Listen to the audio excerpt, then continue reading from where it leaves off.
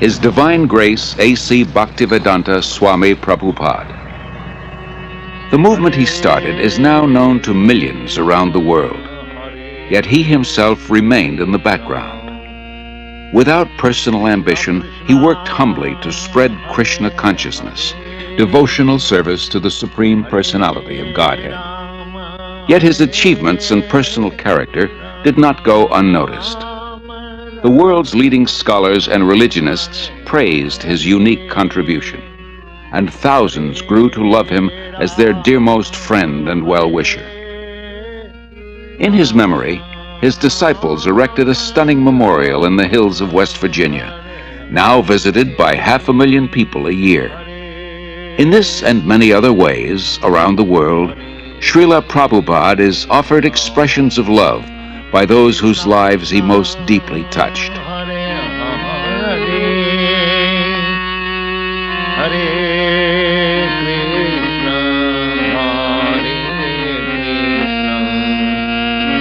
Krishna Krishna Hare Hare Hare Rama Hare. Always remember Krishna, God, and never forget him. This was the goal of the rich spiritual culture that flourished in India for thousands of years. Even today, Lord Krishna is remembered and glorified through monumental achievements in architecture, art, drama, music, dance, and philosophy. Calcutta, 1896, the capital of India, the crown jewel of the British Empire, an elegant city of wide avenues and spacious parks. It is here that Aboy Charanaravinda Bhaktivedanta Swami is born. A pure devotee of Krishna from birth, Aboy Charan is raised in a well-to-do mercantile family. From infancy, he goes with his father to the Radha Krishna temple, and at age 4, the child spontaneously begins worshipping similar deities in his home. When Aboy Charan hears of Ratha Yatra, a traditional festival in honor of Lord Krishna, it further inspires his natural devotion. With his father's help, every year he holds his own small celebration, drawing the neighborhood children into the festivities. At age 8, Aboy Charan enters the nearby Mati Lal Seal School. After graduation, he attends Scottish Churches College, one of the most respected in Calcutta. At the time, Mahatma Gandhi is organizing his countrymen in a nationwide boycott of everything British. Gandhiism is surging through India, uniting her in a massive non-cooperation movement. Sensitive to British subjugation of India's culture and people, Aboy Charan becomes an early supporter of Gandhi's movement. But 1922 marks a turning point in Aboy Charan's life. He meets Srila Bhaktisiddhanta Saraswati Goswami, the greatest devotee of Krishna of his time. Srila Bhaktisiddhanta belongs to the disciplic succession of spiritual masters extending back to Lord Krishna himself. He convinces Aboy Charan that Krishna's spiritual message transcends India's dependent position. Nothing is more important. He requests Aboy Charan to spread Krishna consciousness in the Western world. Aboy Charan hears and is deeply impressed. By this time, Aboy Charan has a growing family. He moves to Allahabad and starts a successful pharmacy. All the while, his spiritual master's words remain implanted in his heart. In 1933, he becomes a disciple of Srila Bhaktisiddhanta, who comments, "He will do everything in due time." 3 years later, Srila Bhaktisiddhanta leaves this world, after again requesting Aboy Charan to preach in English. Aboy Charan takes his words to heart and starts writing prodigiously. In 1944, he single-handedly begins publishing and distributing Back to Godhead, a fortnightly. The first issue addresses the crisis of war. The Second World War within 20 years is scourging the earth. Back to Godhead points out that people throughout the world want an end to war. But so often they want God's kingdom without God. and they cannot have it. All our plans will be doomed to failure by our own selfishness unless we turn to God. After the war, Aboy Charan moves to Jhansi and founds the League of Devotees. He prepares a charter for an international organization, its members dedicated to a peaceful, God-centered life. Acharya Prabhakar, his first disciple, remembers. शिक्षा लेने के लिए, दीक्षा लेने के लिए उन्होंने प्रश्न किया. He was always teaching Krishna consciousness, and people came to him for knowledge. After hearing from him, many wanted to become his disciple. He told them, I can make you my disciple, but first you please chant the names of God and give up cigarettes, meat-eating, illicit sex, and gambling. But few people would agree to give up these habits. Then he said, Indians are imitating the Westerners. I will make disciples in the West. Then when the Indian people see Westerners following religious principles, they will also follow. Following tradition, at age 58, Aboy Charan retires from family life, and 5 years later accepts the renounced order. He is now known as A.C. Bhaktivedanta Swami. He lives alone in the historic medieval temple of Radha Damodar in Vrindavan, engaged in deep studies and writing. It was in Vrindavan that Lord Krishna revealed his pastimes 50 centuries ago, and saintly persons throughout the ages have worshipped this land as the most sacred on earth. Unlike other holy men who live there, Bhaktivedanta Swami is not thinking of retiring. For him, Vrindavan is a source of inspiration, an ideal place to chant, worship, and write. Here he begins work on his life's masterpiece, translation and commentary on the monumental devotional classic Srimad Bhagavatam.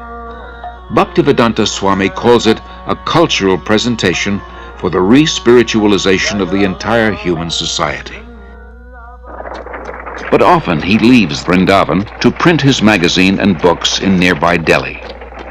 Traveling takes time and tolerance, but Bhaktivedanta Swami accepts it as part of his spiritual mission to broadcast devotional service to Lord Krishna. He writes, Our leaders have carefully set aside the treasure house of India's spiritual asset, and they are imitating the Western material way of life. But people are more unhappy than ever before because of the exclusion of the most important part of life, the spiritual aspect. In Delhi, Bhaktivedanta Swami personally distributes copies of Back to Godhead, and with small donations struggles to maintain the publication. He regularly sees Surendra Kumar Jain, a printer. It was somewhere in the month of February 1956 that I first met Prabhupada. He came to my press for getting the magazine printed, Back to Godhead. I found that it was not very easy for him to collect money. He would come to the press practically every day, and after the printing was done, he would do everything himself. But he was a dedicated person, a very committed person. And at the times when he was not in a position to pay the bills, I would ask him, why are you running this? Why don't you stop it? He would say, no, it is my mission. And one day, Surendra Kumar, you will see that I will succeed in my mission. By 1964, Bhaktivedanta Swami completes 3 volumes of Srimad Bhagavatam. Prime Minister Lal Bahadur Shastri lauds his accomplishment and recommends his books for placement in India's public libraries.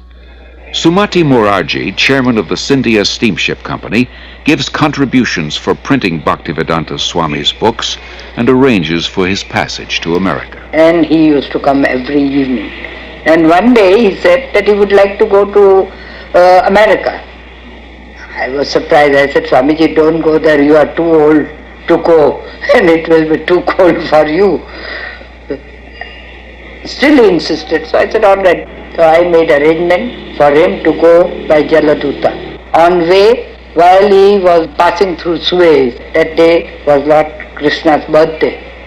And he gathered all the people on board the ship, all the crew members, officers, and recited some shloka, and then some prasad was distributed to them and all that. Bhaktivedanta Swami, a lone mendicant, 70 years old, traveling halfway across the world. His only resources, the message he carries and his unflinching faith. The voyage on the Jaladuta proves a great trial. Bhaktivedanta Swami endures seasickness and then suffers severe chest pains. In 2 days he has 2 heart attacks. If another comes, he thinks he will surely not survive. But gradually he recovers. He writes, "I feel today better, but I am feeling separation from Vrindavan. I have no qualification, but I have taken up the risk just to carry out the order of my spiritual master." September 17th, 1965. The Jaladuta arrives in Boston Harbor. On board, Bhaktivedanta Swami writes, "My dear Lord Krishna, you are so kind upon this useless soul, but I do not know why you have brought me here. Most of the population here is absorbed in material life. How will I make them understand your message? I can simply repeat your words, and if you like, you can make my power of speaking suitable for their understanding. I have no devotion, nor do I have any knowledge, but I have strong faith in the holy name of Krishna. I have been designated as Bhaktivedanta, devotion with knowledge, and now, if you like, you can fulfill the real purport of Bhaktivedanta. Signed, the most unfortunate, insignificant beggar, A.C. Bhaktivedanta Swami." Bhaktivedanta Swami first stays in Butler, Pennsylvania, in the home of a friend's son, Gopal Agarwal, and his wife Sally. The Swami was a friend of my husband's father, Mr. Agarwal, in Agra, India. And he asked me to sponsor the Swami, and that's what I did. And that's why he came to our house in the middle of the night one night. He stayed with us for a month in Butler. And I learned, over the time, I learned to love him as I would a father-in-law. He was a very sensitive and kindly type of person. He was indeed one of the most unusual men I've ever known in my life. The Swami came with so few possessions. He came with the clothes he had on his back. He had a typewriter and he had his books. And he had a bag of cereal. Imagine coming to a country on the other side of the world with so little, and yet he came with so much in himself.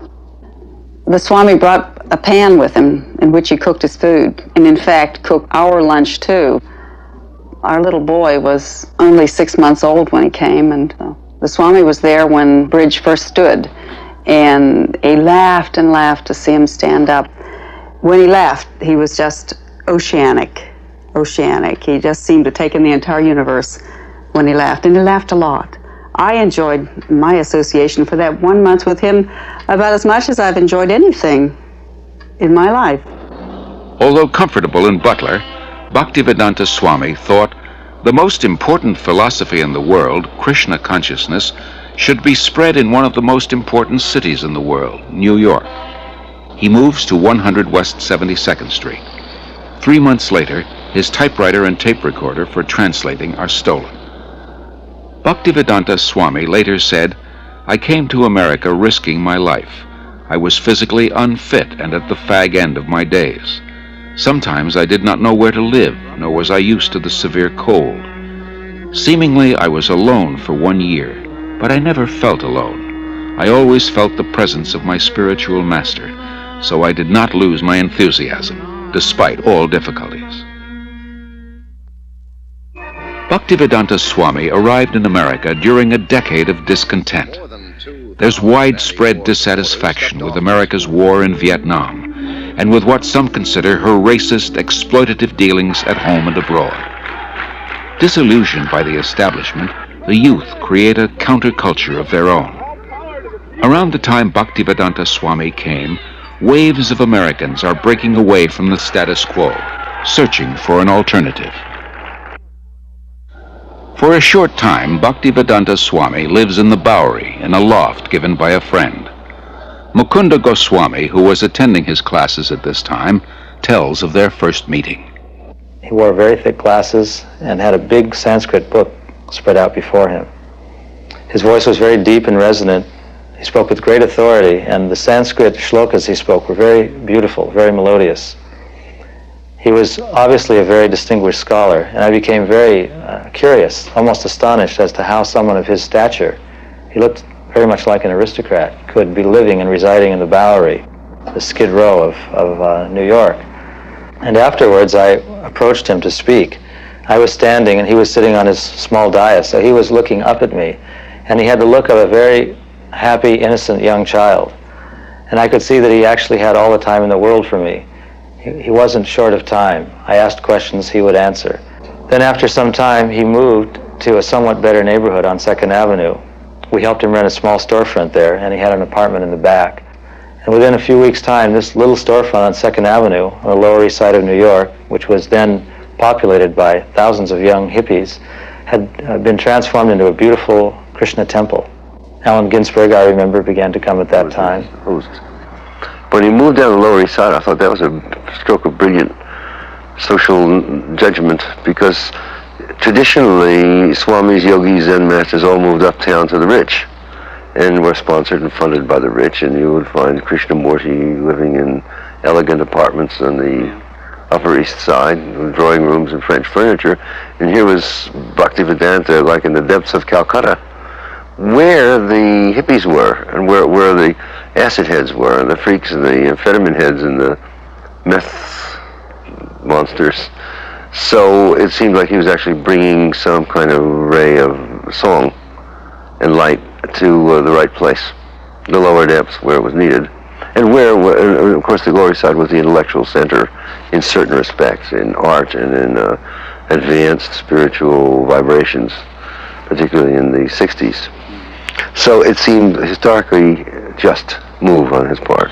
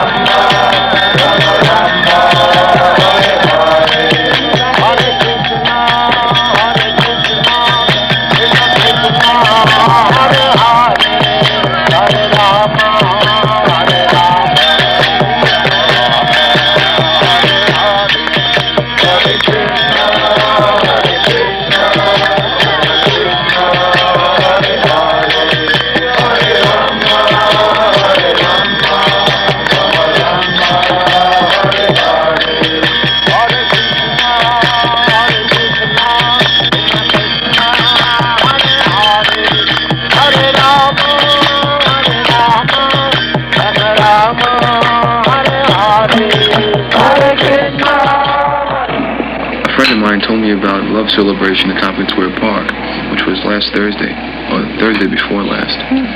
And I knew I had been seeking a guru for a while. So Krishna sent me there, and I was there. And after meeting some of the initiates, I knew that the Swami really had to be into something. I came here in America in September 1965. I was wandering in the street, and some of the boys saw me, and gradually they came to me. My mission is to preach the philosophy of Lord Chaitanya, chanting Hare Krishna, Krishna Krishna, Hare Hare, Hare Rama, Rama Rama, Hare Hare. This transcendental vibration will cleanse the dirty things of the mind. It doesn't matter what he is.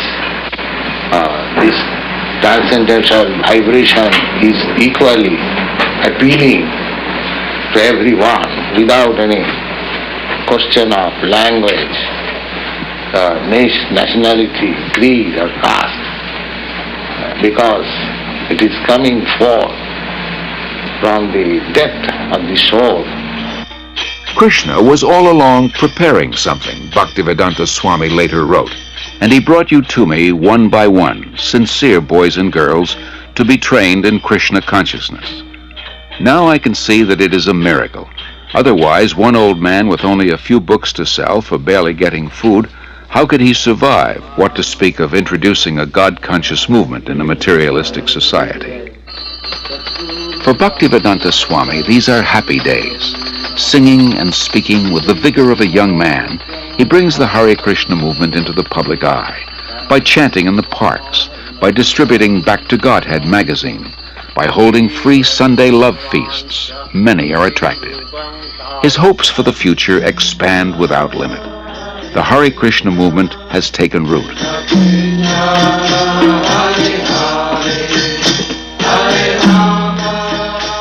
Sometime in the spring of 1967, people handed me clippings from New York newspapers saying that there was a Swami in New York City. So I went to New York to look up this person and his movement. My first contact was with disciples apart from Bhaktivedanta Swami, and I was frankly somewhat disappointed by the disciples. They seemed to be not very informed about what they were doing. They were unclear about the whole thing, and yet they were terribly serious and terribly devoted to what they were about. And I couldn't put those two pieces together, you know, their confusion, uncertainty on the one hand, and their commitment on the other, until I met Bhaktivedanta Swami. And as soon as I met him, which was after several visits to the temple, I realized that this was the person who really made the whole thing go. But the impressive thing about that was he was never himself in the center. He never said, "You should do this because of me." He always said, "You should do this, and I should do this because of Krishna." When he gave them instructions to do what they thought were impossible things, like he told one of the early disciples, "Go start a magazine." The guy had never had any contact with a magazine before in his life except to read one. And he said, "How am I to do that?" And Bhaktivedanta Swami said, "Krishna will help you." He was just astonishing in terms of the personal impact that he had on people, the way that he was able to give them confidence in themselves, but more importantly, give them confidence that there was a guide who was leading them and would give them the strength that they needed. Bhaktivedanta Swami does not belong to New York. He belongs to Krishna. So when a few of his followers invite him to San Francisco, he goes and introduces the freewheeling youth to Krishna, his ancient culture, his spiritual food, his eternal chant, the way to stay high forever. In the heart of the hippie movement, Haight-Ashbury, Golden Gate Park, and in the hearts of the hippies, the Hare Krishna mantra resounds with unimagined potency.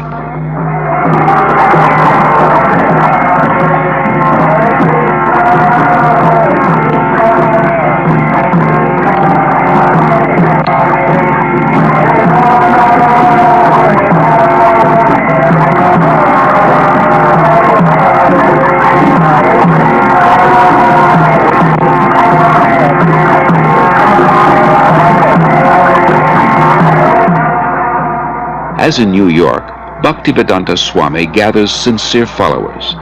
The Hare Krishna movement begins to grow.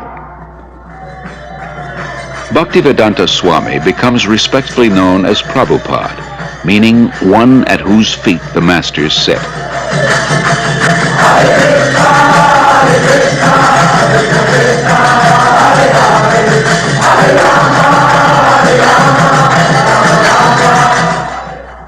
From Montreal, Prabhupada sends 6 disciples to open a temple in London. Yamuna Devi Dasi remembers. So we went to London that fall, and although we had no permanent place of residence and we were completely dependent on Krishna, somehow or another, by the enthusiasm that Srila Prabhupada had given us in Montreal, we were able to make contact with George Harrison, who was a member of the Beatles at the time.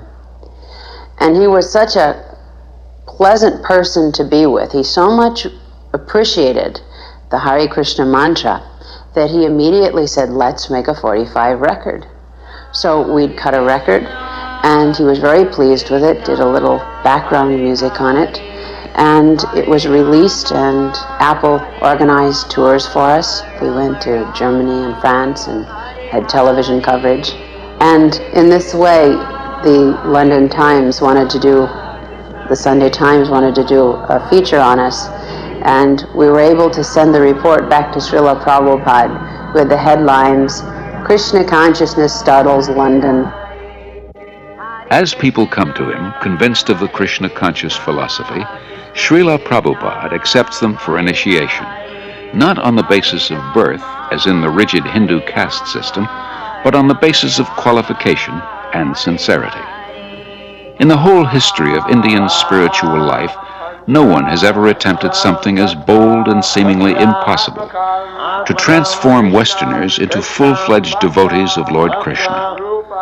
But by his intense spiritual energy and compassion, Srila Prabhupada is successful beyond his own expectations.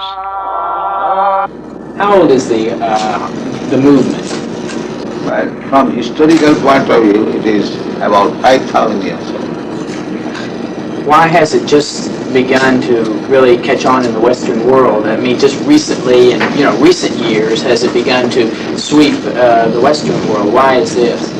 The Western world, the younger generation were being frustrated with the hippie movement.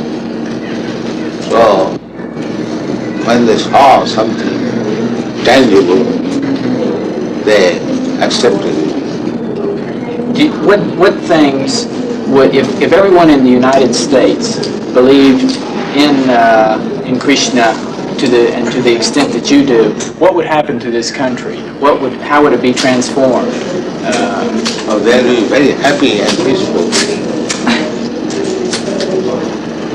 There will be no more hippies. What would you describe as a hippie? Someone who smokes. You know better than me. Something extraordinary. The thing that really inspired me the most about Srila Prabhupada was his complete dedication to his devotees. The thing that Prabhupada liked the best was to be with his disciples.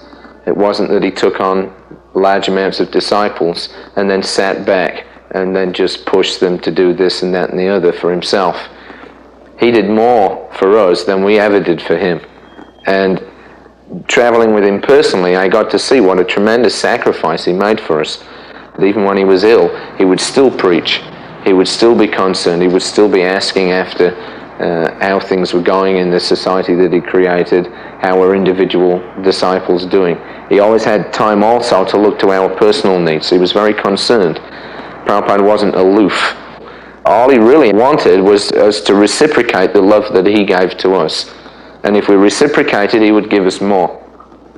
So my personal experience with Srila Prabhupada was that I found in him a person that I could actually genuinely, fully give myself to. In Srila Prabhupada's eyes, Krishna consciousness is not an armchair philosophy or a part-time religion. It is a way of life, a transcendental culture that can end man's political, economic, and social problems.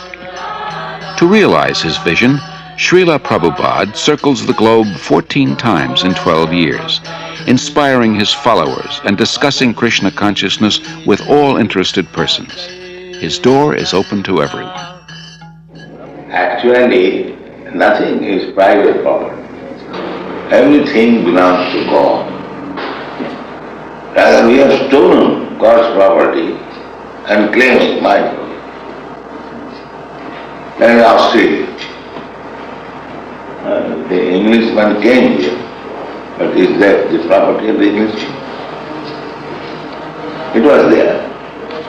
America, it was there. And when everything will be finished, it will be there. In the middle we come and claim, it is my property and fight. To revive the Krishna conscious tradition in its full richness, Prabhupada envisions God-centered, self-sufficient farm communities based on the principle of plain living and high thinking. The first such community begins on 133 acres in the hills of West Virginia. Prabhupada calls it New Vrindavan, after Krishna's place of pastimes in India. In 1972, Srila Prabhupada begins a Krishna-conscious primary school system in Dallas, Texas. Srila Prabhupada very practically introduced a primary school system to teach children self-realization along with regular studies. This means that the Gurukul system is unique in that the educators are themselves free of vices. We could hardly find an institution where the faculty members are free of loose sexual relationships, intoxication, smoking, although they may have good credentials academically. That would be rare to find.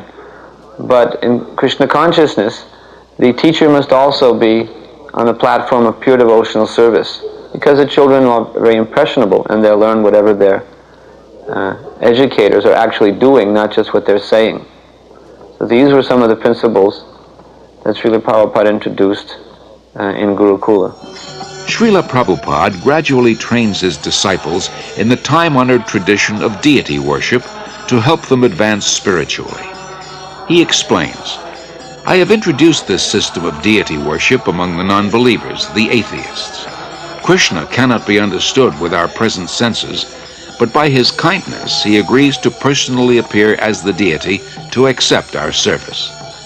When we are attracted to the beautiful form of the deity, we will forget our attraction for material things.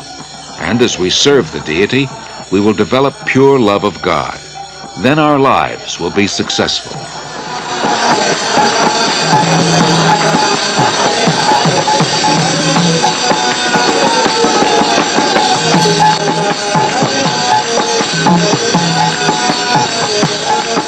In Melbourne, Australia, Srila Prabhupada worships Lord Chaitanya, a divine incarnation of Krishna.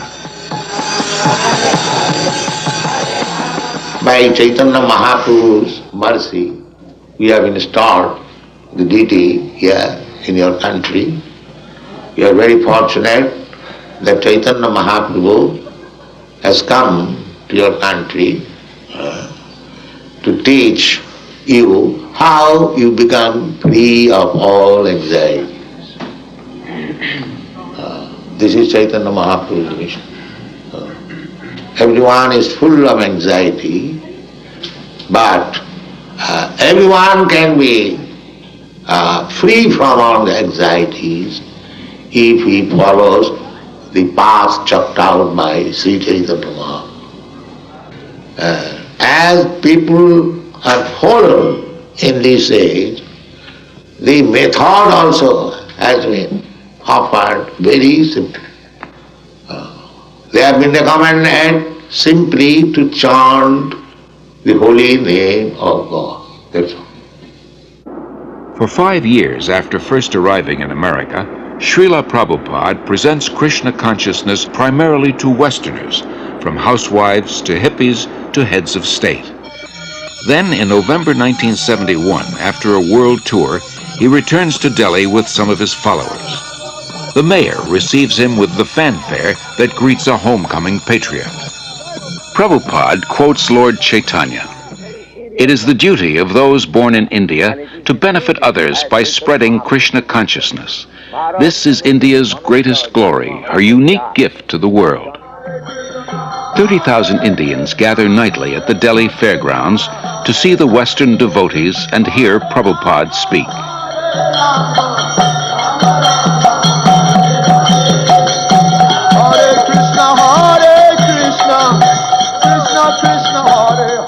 To bring about this change in India, that the revival of Krishna consciousness, Prabhupada's plan was to bring his dancing white elephants. He told us that when I bring my Western disciples to India, they will all come to see my dancing white elephants, he said. So we were actually very fond of being Prabhupada's dancing white elephants. We took that as the special mercy of Prabhupada on us, that we could be his dancing white elephants and help him in any way we could to preach Krishna consciousness in India.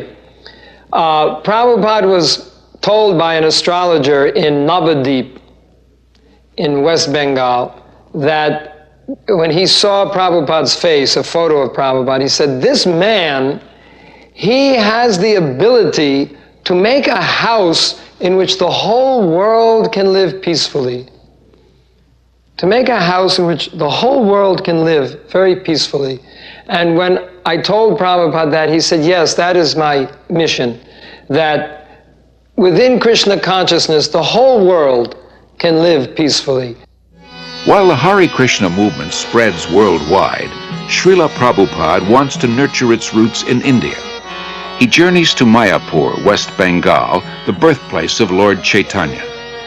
It was Lord Chaitanya who inaugurated, 500 years ago, the congregational chanting of God's holy names. In Mayapur, devotees purchase a small tract of land and start constructing an international guest house. For a handful of devotees who know nothing about construction, this is not an easy task. Srila Prabhupada directs and encourages them. For ourselves, he says, we are happy and satisfied living in a grass hut. But if we simply have a hut, who will come here? The more we develop our land, the more people will be attracted. Prabhupada plans to build a temple of understanding to house the world's largest planetarium, and around it, a spiritual city with schools, shops, farms, and many temples for worshiping Lord Krishna. Within the hearts of India's people is a natural respect for the eternal Krishna-conscious culture. Many come forward to take part in Srila Prabhupada's movement and accept initiation from him. No one should go hungry within a 10-mile radius of the temple, Prabhupada instructs. In March 1972, devotees start the ISKCON Food Relief Program, distributing prasad, vegetarian food offered to Lord Krishna. As the Mayapur project develops, Prabhupada invites his disciples from 6 continents to join together yearly on the anniversary of Lord Chaitanya's appearance. Prabhupada wants them to be purified and inspired by remembrance of the Lord in his holy land. In Vrindavan, Srila Prabhupada treats his followers to a guided tour of the holy places and personally relates Lord Krishna's pastimes. The devotees relish a bath in the sacred waters of the Yamuna River.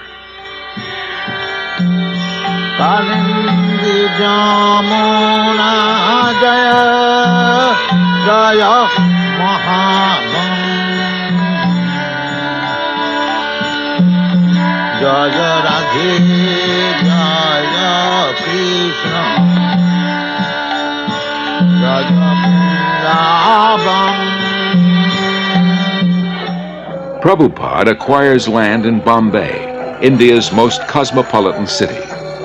Although he has only a hut for a temple, Prabhupada envisions an international cultural center. His ambition is to give as many people as possible access to the nectar of transcendental life, whether through philosophy, service, or spiritual food, so that everyone can become happy, hopeful, and peaceful.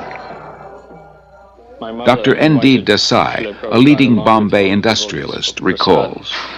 From 1971 through 1977, I must have met Prabhupada many, many times. And each time I met Prabhupada, I would try to find fault with him.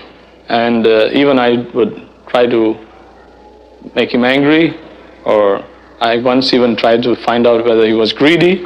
I just couldn't find any fault with him. In fact, you know, in matter of business life or daily life, we do try to see the weakness of the other person, and sometimes we try to, as a businessman, try to take advantage. But here was a person who just wouldn't become agitated. There was absolutely no lust in him, there was no greed in him, there was, I couldn't see a spot of jealousy in him. And then I realized, after 6 years of that he was a very empowered, divine person. Gradually, Srila Prabhupada says, I am seeing all my dreams being fulfilled. In Bombay, a spacious marble temple, a theater, a restaurant, a library, and a twin-towered 7-story hotel. In Mayapur, the planned spiritual city develops. Hare Krishna, Krishna Krishna. In Vrindavan, the popular Krishna Balaram Temple, an international guest house, and a secondary school. Prabhupada sees his society grow into a worldwide confederation with more than 100 temples, restaurants, institutes, schools, and farm communities. 500 years ago, Lord Chaitanya predicted that one day the holy name of Krishna would be heard in every town and village of the world. By the mid-70s, Hare Krishna becomes a household word. When I first met the first Hare Krishnas, I can remember how surprised I was, and really I wondered what this meant. The costumes and the chanting and the shaved heads appeared a little strange, a little bizarre to me. But the more I came to know the movement, I came to find that there was a striking similarity in the essence of what they were teaching and saying, and in my understanding of the original core of Christianity. That is, living simply, not trying to accumulate worldly goods or profit, living with compassion toward all creatures, sharing, loving, and living joyfully. I am impressed with how much the teaching of one man in the spiritual tradition that he brought has impacted itself into the lives of so many people. So in my own view, his contribution is a very important one and will be a lasting one. As a child, Srila Prabhupada celebrated Rath Yatra near his home in Calcutta with his playmates. Years later, he is still celebrating the Rath Yatra festival, but now on the main streets of 20 large cities around the world, and with hundreds of thousands of disciples and guests.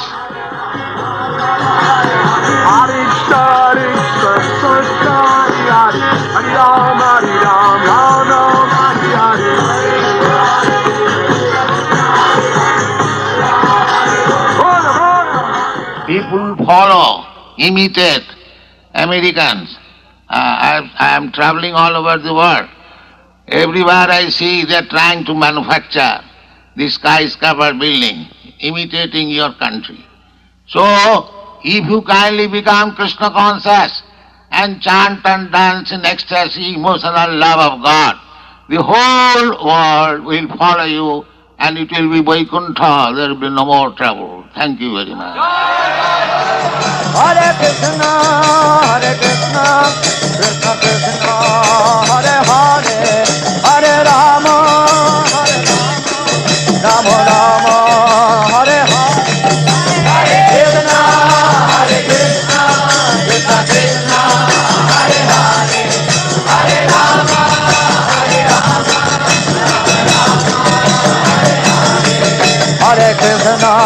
Hare Krishna, Krishna Krishna, Hare Hare, Hare Rama, Rama Rama, Hare Hare. Hare Krishna, Krishna Krishna, Hare Hare, Hare Rama, Rama Rama. Whether before huge crowds or a few disciples or alone, Srila Prabhupada's mood of devotion prevails.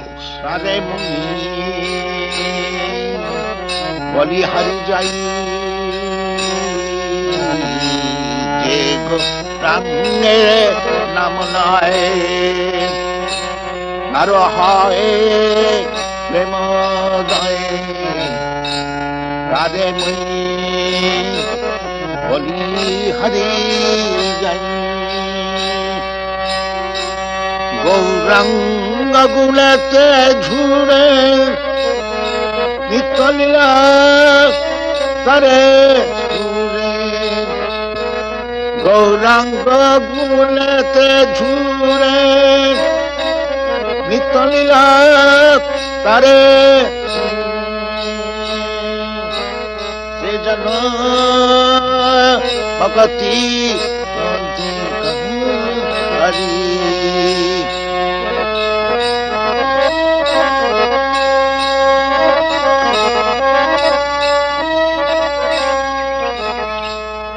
Wherever Wherever in the world he happens to be, Srila Prabhupada follows a regular daily schedule.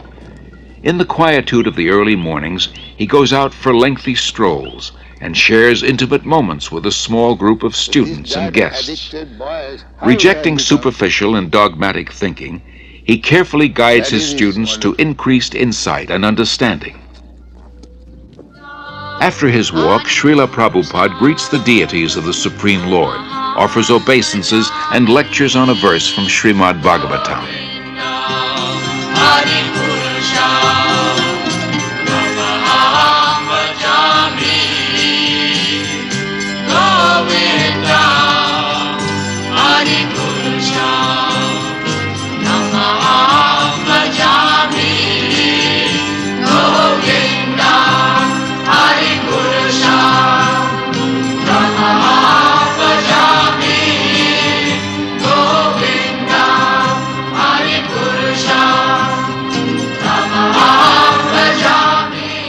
So you may have $2 million, I may have $10, you may have $100. Everyone has got some riches. That is admitted. But nobody can say that I have got all the riches. That is not possible. If somebody can say that I have got all the riches, he is God. That is spoken by Krishna. Nobody has said in the history of the world. Krishna says, Bhoktaram Jaggathamutham Sarvaloka Mahesam. I am the enjoyer of everything. And I am the proprietor of all the universe. Who can say that? That is God. In the afternoons, Prabhupada meets with guests, here in Los Angeles with scholars of religion. Your pride, your property, your family, your bank balance, your skyscraper building, all taken out. Yes, finished. Go out. This is God. Now understand God? To believe or not believe, God will come one day. He will take you, take your everything and get out. That is stated in the Bhagavad Gita. Those who are not believer in God, to them I come as death and take away everything. Finished. That one has to believe. Yes, as sure as death. Then God is sure. So unless one is madman, he cannot say there is no God. Anyone who denies the existence of God, he is a madman. Prabhupada, wouldn't it be better to say he's blind, he's stupid? Yes, the same thing. The mad is the sum total of all stupidity. Festival takes place. Wherever Srila Prabhupada is, he continues to write prolifically. Rising long before dawn, he spends hours translating and commenting on original Sanskrit and Bengali texts. Or sometimes they wash their hands and feet before entering the temple. His most significant contribution is his books. Srila Prabhupada sees 60 million distributed in 28 languages. Professors from dozens of major universities use them as standard texts and write appreciative reviews. He also did a very important work in introducing to the Western world for the first time the devotional philosophy of Sri Krishna Chaitanya. Not only did he introduce these texts, but he introduced them in a way that was quite different from the other translations that had been made. I had read so many different translations, for example, of the Bhagavad Gita, which had all been interpreted from the impersonalist type of philosophy of the Advaita school. And here, you might say, for the first time was a truly devotional translation, a spiritual translation of the text, which I felt really came much closer to the true meaning and the purpose of the Bhagavad Gita. Established in 1972, the Bhaktivedanta Book Trust exclusively publishes Srila Prabhupada's works. It becomes the world's largest distributor of books in the field of Indian religion and philosophy. For Srila Prabhupada, the transcendental knowledge in these books forms the basis of the Hare Krishna movement, a movement prophesied to grow for the next 10,000 years. In 1977, despite his failing health, Srila Prabhupada continues traveling and teaching. February 1977, the world's largest pilgrimage, Kumbh Mela in Allahabad, India. Millions gathered to bathe in the holy Ganges. Although physically weak, Srila Prabhupada attends. His disciples perform kirtan and distribute books and Back to Godhead magazines. Practically from the very beginning, Srila Prabhupada gave us notice that he would not always be with us. Of course, it was only a few months after he opened the storefront on 26th Second Avenue that he became very ill, and he had that heart attack or whatever it was, and it seemed even at that time that he might leave then. And he warned us. He said, I am an old man. I may leave at any moment. The notice is already given. 70 that has already passed. So Prabhupada was never under any illusion that he would remain forever in this world with us. But he said, my instruction will remain. And he trained us from the very beginning to follow his instruction and to use our individuality to execute his instruction for the glorification of Krishna. Although his illness steadily worsens, Srila Prabhupada speaks nightly at a program in Bombay. In May, he journeys to Rishikesh at the foot of the Himalayas to try to regain his health. There he continues to instruct his intimate disciples. Then in October, Srila Prabhupada returns to his old home Vrindavan to spend his final days.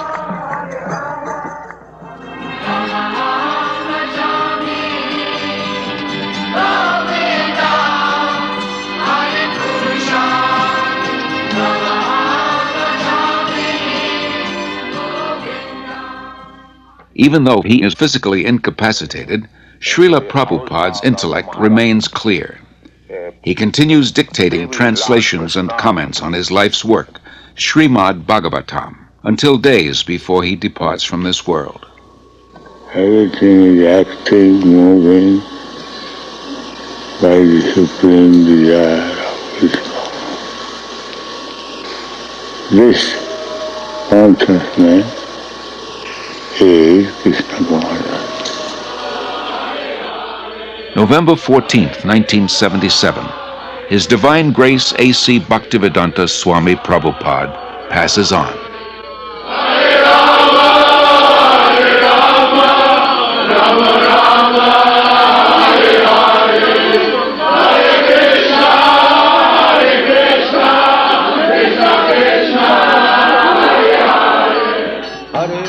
That divine personality who spoke on different subjects with thousands of meanings, who imparted knowledge in thousands of ways, and who inspired thousands of devotees, has now returned to his Lord, Sri Krishna.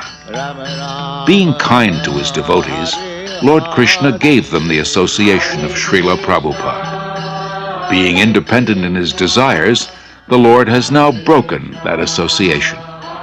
Yet Srila Prabhupada remains. He lives forever in his teachings, and he lives forever in the hearts of his followers as their ever well-wisher.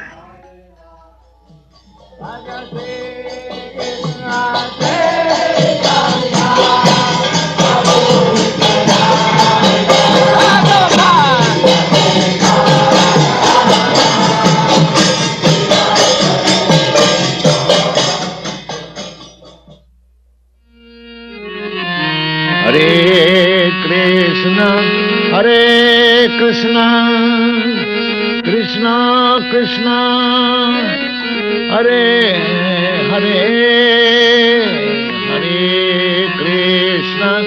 Hare Krishna, Krishna Krishna, Hare Hare, Hare Rama, Hare